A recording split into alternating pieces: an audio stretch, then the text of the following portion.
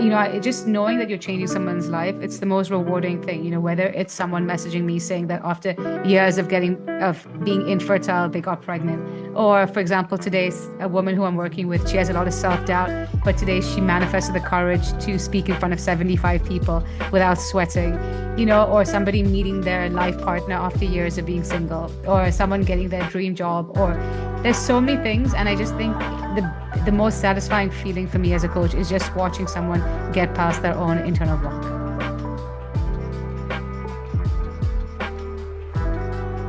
Hi everyone, welcome back to Deep Dive with Varuna. Today's episode is with Khushbu Thadani. She is mind body manifestation coach. Welcome, Khushbu. Hi, Varuna. Thank you so much for having me on today. I'm excited for our chat. Yeah, thank you very much for being on my show. I have been following on Instagram for quite a bit, maybe a few years, I would say. And I'm Yeah. always amazed with the nuggets of wisdom that you share. It's You're doing a splendid job on the social media platform, and I would leave your social media handle on in my description as well. Um, I'm super excited to have this conversation. So let's get this started. Yeah, I so appreciate your kind words, and I'm looking forward to all we're going to discuss today. But I really appreciate what you just said. It means a lot. Thank you. So the house that I am living, my marriage, my child, do you think I have manifested everything knowingly or unknowingly? Yeah, on some level, we are all manifesting. We've been manifesting since the day we were born, and it's either consciously or unconsciously, because at the end of the day, our lives are a mirror reflection of the way we think, act, and feel. And again, if we're living on autopilot, we keep recreating old patterns. But if we can start to really bring that knowingness into how we show up for a day, we can be more intentional about the outcomes that unfold. Because whether it's a positive outcome or a negative outcome, on some level, we have manifested it, as much as it's easy to blame or complain or justify, but at the same time, it's your life is just conforming to you and who you are being. And so whether it's the house, the marriage, the car, they're all manifestations, and they're all just reflections of who you are being. Mhm. Excellent. So, in order to manifest, or like come out of autopilot mode to manifest what we want to, we desire to, what are the first steps to start with? Yeah, the first step would be to get clear on what it is that you want. A lot of times people complain that manifestation doesn't work, but it's a lot of times people don't even know what they want, because it's very easy to say that I want to manifest happiness, but your idea of happiness and mine look very differently. So same way, if I go to a restaurant, I can say I want to manifest food versus I want to manifest a penne arrabbiata with parmesan and mushrooms. And so when I can get as clear as possible, what actually comes into my experience is going to be something that actually satisfies me versus just something generic. So that's the first step, is to get clear on what it is that I want. Then secondly, it's about asking yourself, who's the version of me who has that desire? Because like I said previously, your life is a reflection of who you are being. And so it's not about me trying to figure out how to manifest the house, the car, the marriage, the health, but it's I have to now become that version of me. And then my life is going to mirror back to me the desire. Okay. So that means a lot of inner work that we need to do in order to start manifesting what we want, right? Well, it takes, I hate the word work because it implies challenge and difficulty. Whereas I would say for manifestation to create the outcome you want, it requires a huge degree of self-awareness, identifying ways in which your current behaviors, thoughts, and act and feelings are not in alignment with the outcome you're creating, but also getting clear that how can I slowly start to step into the version of me who has the money or whatever it is that he or she is manifesting. Mhm. Okay. So that's a valid point that you brought up. If I have to, there's times where we want to get say like a car, but we get restless. How do we surrender? I know it's really hard to surrender, but are there any tips that you can tell us? Yeah, I think, people mistake surrendering and letting go as the same as giving up, but it's not so much about giving up, but it's letting go of your attachment to the outcome. And what I mean by that is, again, if you need something in order to feel a particular way, it's a very low vibrational way to be operating out of because you're coming from a place of lack. So, for example, I'm I have a void and I'm looking at the car to fill that void. But instead, when I can get to a place where I'm good either way, whether or not the car comes today or tomorrow, it's not going to make a difference. So, firstly, I would ask yourself, it's why do I want the car so badly? And secondly, where am I not allowing myself to feel those emotions right now? Because the car, for example, it's a source of freedom because it lets you go from place A to place B. But you can cultivate that feeling of freedom from other areas of your life. So that's the first step, I would say. And then secondly, I would also suggest taking ownership and asking yourself, where am I not fully in alignment with the outcome I'm creating? And what I mean by that is a lot of times we're sending out mixed signals to the universe. So, for example, I'm saying I want to manifest a particular desire, but am I actually taking action in that direction? Because I think a lot of times, especially after certain movies like The Secret, people have this very simplified idea of manifestation. Just because you say you want a car, it's going to suddenly show up in your garage. No, you actually have to go look at the dealership, get the funds sorted and getting ready for the desire, because the universe doesn't give you what you want. It gives you what you're ready for. So, for example, if I'm not actually doing, let's just use the car for an example, is that, okay, I want to manifest a car, but I'm not finding the perfect car. But if I'm not even saved up enough money to buy that car, it's not that getting the car is not possible, but I have to be ready for that to come into my experience. Yeah. So another conflict that I have with ask, believe, and receive is we need to take those actions, right? How do you simplify, or how do you help your clients to get what they want? Yeah. So ask, believe, and receive. It's a very simplified model to manifestation because, like I said earlier, is you have to take action, but the action you take is going to come from when you're properly manifesting, is going to come from a place of alignment whereby you're taking action, but it feels effortless because it's coming from your intuition. So it feels very natural versus you trying to use your logic to try and make anything happen, which is what most people end up doing. Is there's a lot of force, there's a lot of control, and there's a lot of micromanaging, and that's not how to properly manifest. And so how do you change that? Is changing your beliefs, because the actions we take are based on our subconscious programming. And that's why a lot of the work I do with my clients is to make sure that we're actually rewiring their subconscious programming, because until you change your underlying beliefs, the actions you take, they're not actually going to create the kind of outcomes you want. And it's almost like you're driving your car with the emergency brake on. Is that, okay, you might move, but it's going to feel very hard and feel like a struggle, versus when your beliefs are in alignment and your subconscious mind and your conscious desire are in alignment, again, you're taking action, but it feels so light, so effortless, so natural, and it actually gets you what you want very quickly. Mm-hmm. So it all starts with self-awareness of what your negative beliefs or what your strengths are, and then slowly diving into what you really need. Yeah, so your belief systems are the starting point of all creation. So it's, doing a deep dive internally and saying, okay, what are the limitations that I hold? What are the narratives and stories I'm telling myself? And do they actually align? Because I can sit here, for example, saying I want to manifest a car, but if I have a belief that I'll never be able to afford a car, until I change that internal narrative, I can keep sitting here saying I want something, but my subconscious programming is going to be the reason why I never actually get the outcome I want, because it's just not in alignment with what I'm creating. So how can they change their negative belief into a positive belief? Again, it's as simple as making a conscious choice. Most of us are running on autopilot, so we're recycling yesterday's stories and we're using our past as evidence of what is possible. But instead, it's about saying, okay, well, what stories do I want to believe? What do I actually want to experience in my life? Because your beliefs are nothing more than a thought you thought over and over again. And so it's through the process of repetition, by choosing, again, a conscious choice to start thinking new thoughts that align with the beliefs you're creating. And over time, through the process of repetition, that's how you create new beliefs in your subconscious. And the minute that happens, you will see the way you show up for your life, through your thoughts, through your feelings, and through your actions, are going to be so much more in alignment with the desired outcome. Mm-hmm. Will affirmations help getting there?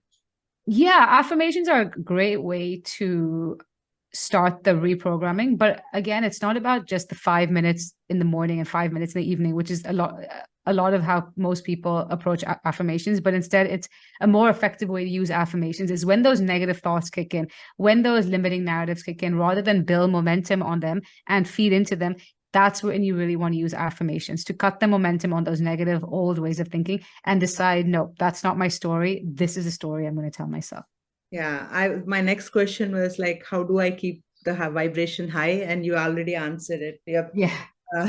I've seen a lot of YouTube videos or things where they say like 333 or 555 777, where they keep writing or doing that. Do you think they really work? I mean, these are all different manifesting techniques, and I personally do not really recommend them to my clients because they're coming from a place of control and force, and you're trying to, again, make something happen. And there's no magical number of writing something down that's going to help you get what you want. But what I would say, if you really want to see your life change really fast, is taking accountability to change who you're being. How am I showing up during my day? Because anyone can write statements on a piece of paper, but are your actions and your feelings the rest of the day, are they in alignment? Because if they're not, you still haven't shifted, and until you shift, nothing around you is going to shift to the degree that you want to experience. Yeah. And usually when we are at the lowest of lowest, that's when we crave a lot for like we try to have a big picture of so and so person. How can you shift from the lowest, like the lowest vibration to the highest, to achieve there? It's going to be so much of negative prep talk that has been already, your mind is already filled with a lot of negative thoughts and chatter. How can they come out of it?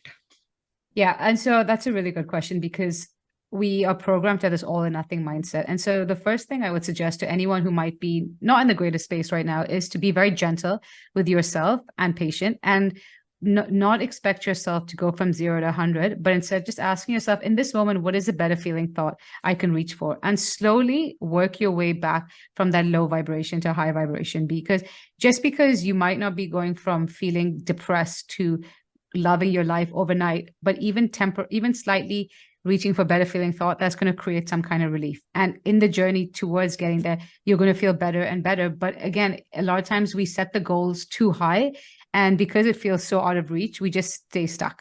And instead, it's just, can I start to move in the direction that I want to go? Can I start to build momentum in the other direction? And amazingly, when you can just make that conscious choice to do so, it becomes easier and easier. But it's just, again, getting that one step for taking that one step forward. Mm-hmm.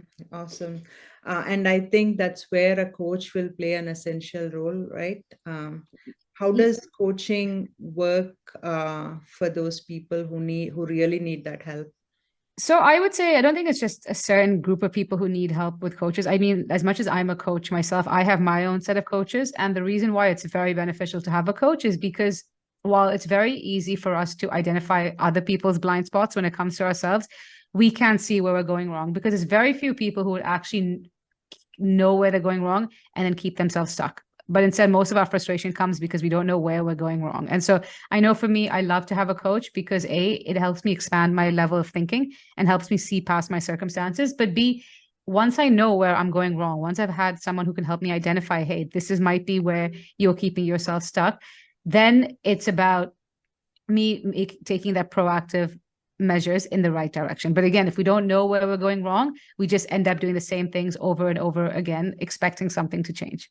Yeah, excellent. I echo with you on that. A lot of times we hesitate to spend money on coaching, or mentorship, but that definitely helped me evolve a lot faster than what I was earlier. And then this is going to be a personal question. It's coaching has started recently, right? Like whether it's a manifestation coach or entrepreneur coach. What made you become a manifestation coach? Yeah, my life and my career my career has always been very reflective of my own personal journey. So long story short, grew up obese. I lost about 70 pounds. And then after I graduated from university, I went on to get certified as a nutrition coach. And so for about 8 years, I was fat loss coaching and helping other clients lose weight. And then in about 2017, I reached a point where I'd lost all my weight, but then there was a void within me. Because I think people have this idea that once you lose weight, you're going to feel confident and feel good enough. But again, I was wearing nicer clothing, but I still didn't feel that internal satisfaction. I still had a lot of self-doubt. And that's when I went on my own personal journey towards working on my mindset, working on my emotional health. I started understanding about the process of manifestation. And then once I realized how the quality of my life just skyrocketed, that's when I got certified as a life coach, because I realized that so many people are struggling and they don't even realize how much better their quality of life could be. And so then I started taking on clients for manifestation coaching. And then it was a very natural and organic pivot whereby initially I was doing both simultaneously. And then in 2021, I decided to focus all my efforts just on life and manifestation coaching. Okay, that's excellent. What was that most touched moment that you brought change in your client? Can you share a story where? Yeah, I mean, there's been so many. I mean, I think I'm very blessed that I get to work with the most phenomenal humans, and every day just knowing that you're changing someone's life, it's the most rewarding thing. Whether it's someone messaging me saying that after years of being infertile, they got pregnant, or for example, today's a woman who I'm working with, she has a lot of self-doubt, but today she manifested the courage to speak in front of 75 people without sweating. Or somebody meeting their life partner after years of being single, or someone getting their dream job, or there's so many things. And I just think the most satisfying feeling for me as a coach is just watching someone get past their own internal block and, creating a life for themselves that not only looks good from the outside, but one that feels so satisfying. Because you can have all the things, but if you're going to bed feeling anxious, feeling depressed, feeling frustrated, feeling stressed out, no amount of things and external measures is going to be good enough. Yeah.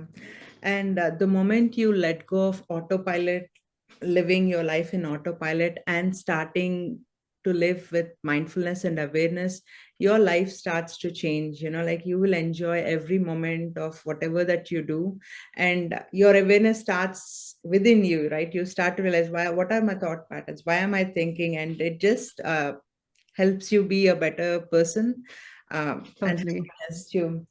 And I see that you read a lot. You're an avid reader. What does reading help? How does it help you? What does it make you be as a person? Yeah. Well, one thing which I think is something we should all strive to do is constantly find ways to expand our way of thinking and to keep learning and keep growing. And for me, that's what reading provides. It provides me new ways of thinking. I get to explore similar concepts, but look at it from different angles. And I think that just helps me expand my level of perspective. And also, for me, I love reading autobiographies of people who have reached new heights. And it's just a reminder of what the human spirit is capable of, even though we might not fully see the end at this stage. Mm-hmm. Yeah. Can you suggest 3 books that you would love to read again or help you become better?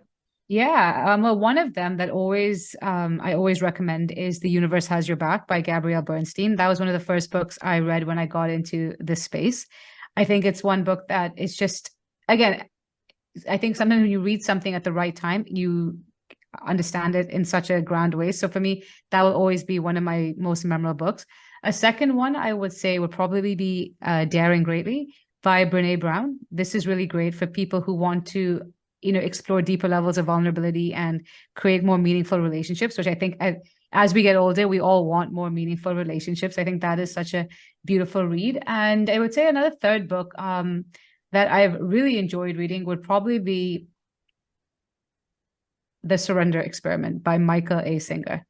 And it talks a lot about letting go of control and just letting life unfold naturally. And I think, at least from my own experience and working with clients all over the world, that tends to be the hardest part of manifestation is surrendering and letting go of control. And I think when you realize the beauty and magic of infinite possibilities, when you no longer micromanage, you just take yourself to new levels and new heights. Mm-hmm. Yeah, excellent. I haven't checked the third book. I'm going to check it out.